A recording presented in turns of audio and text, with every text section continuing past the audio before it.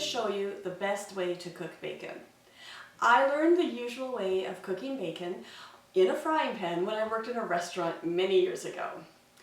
And it works well, but there's a lot of spattering and the bacon essentially cooks in a pool of grease. Then I discovered there's a use for that broiler pan that's sitting in my cupboard. It's the perfect tool for cooking bacon. There is no spattering and most of the grease drips to the bottom of the pan.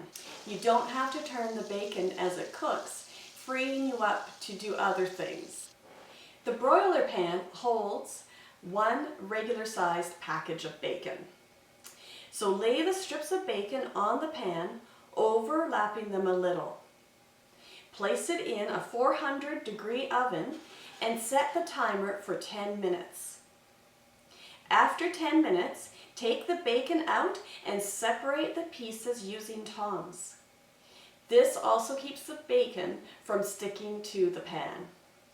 Return it to the oven for another 10 minutes or until it's the crispiness that you like. Using the tongs, loosen the pieces of bacon and then transfer to a plate lined with paper towel. You will notice there isn't a lot of grease transferred to the paper towel because it's in the bottom of the pan. Now you have perfectly cooked bacon. But the pan looks a little bit scary to clean, but it isn't.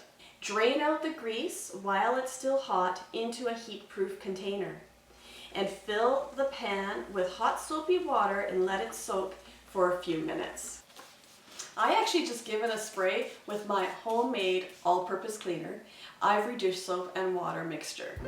For Homemaking Jewels, this is Julia Stewart.